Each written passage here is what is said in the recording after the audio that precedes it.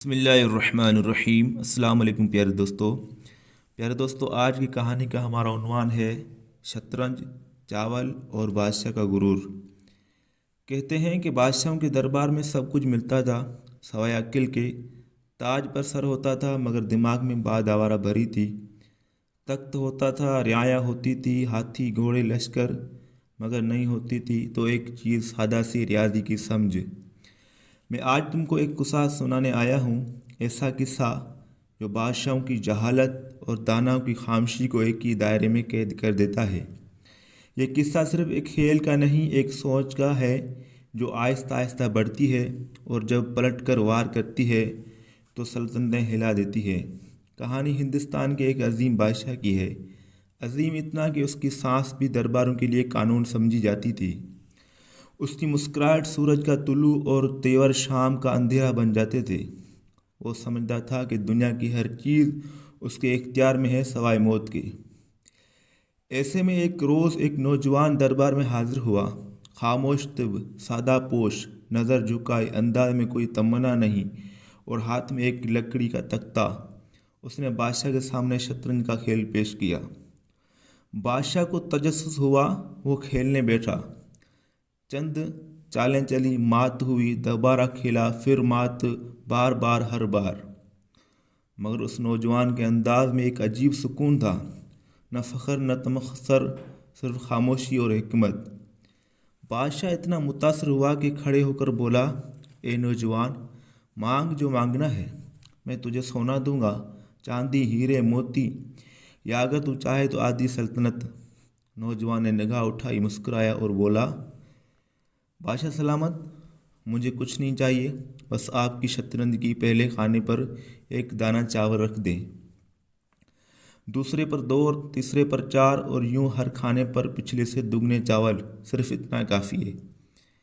دربار ہنسی سے گونج اٹھا۔ یہ تو پاگل ہے، کسی وزیر نے کہا۔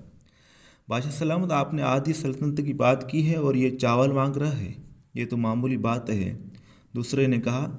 بادشاہ نے سر ہلایا اور کہا، جیسے تمہاری مرضی، ابھی اس کے لیے چاول گنی جائے۔ بس وہ دن تھا اور سلطنت کی نیندیں اڑ گئی۔ پہلے کھانے پر 1 چاول، دوسرے پر 2، تیسرے پر 4، چوتھے پر 8، پانچویں پر 16، پھر 32، 34، 128، 256، 512۔ 40 کھانوں کے بعد پورے گودام خالی، 50 کے بعد خزانوں میں خلبلی، 60 کے بعد فوج کے راشن بندی، 64ویں کے کھانے تک سلطنتی ختم۔ اور جب وزیر اعظم نے بادشاہ کو بتایا کہ 64ویں کھانے پر اکیلے 9 خرب چاول درکار ہو گئے، یعنی بادشاہ کی رنگت اڑ گئی، اسے چاول نہیں اپنی حماقت کا بوجھ کھا گیا۔ یہ تھی ایک کھیل کی قیمت، ایک سوچ کی طاقت، ایک چھوٹی سی درخواست جس میں چھپا تھا ایکسپونیشنل نمو کا زہر۔ بادشاہ نے کبھی سوچا ہی نہیں کہ دگنا ہونے کا مطلب ہوتا ہے خزانے کو نگل جانا۔ بادشاہ نے شطرنج کو سمجھا مگر اس کے کھیل کی روح کو نہ سمجھ پایا۔ شطرنج کا مقصد صرف بادشاہ کی حفاظت نہیں ہوتا، اس میں اصل درس یہ ہے کہ کبھی کبھی پیادہ بھی راجہ بن جاتا ہے، اگر صبر کرے، حکمت سے چلے اور آخری حد تک پہنچ جائے۔ کبھی کبھی ایک دانہ چاول بھی سلطنت نگل جاتا ہے، اگر ہر بار دگنا ہو جائے، کیونکہ اصل طاقت تلوار یا تاج میں نہیں، سوچ کی ترتیب میں ہوتی ہے۔ آج بھی ہماری دنیا میں یہ ہو رہا ہے، ہر دن انسان کی خود غرضی دگنی ہو رہی ہے، نفرتیں بڑھ رہی ہے، سود قرض بڑھ رہا ہے، مہنگائی بڑھ رہی ہے، ڈیٹا بڑھ رہا ہے، اسلحہ بڑھ رہا ہے، اور ہم وہی پرانے بادشاہ ہیں جو سمجھتے ہیں کہ سب کچھ قابو میں ہے۔ ہم حساب سے کھیل رہے ہیں مگر حساب ہمیں کھیل رہا ہے۔ ہمیں ٹیکنالوجی میں شطرنج کھیل رہے ہیں مگر چاولوں کا حساب لگانا بھول گئے ہیں۔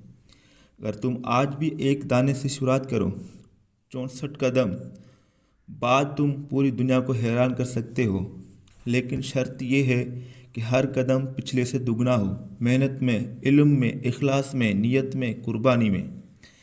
یاد رکھو، شطرنج میں صرف وہ جیتا ہے جو چال سوچ کر چلتا ہے اور جو پچھلے ہاروں سے سیکھتا ہے، اور چاول وہ ہر بار دگنے ہوتے ہیں اگر تم صبر کرو۔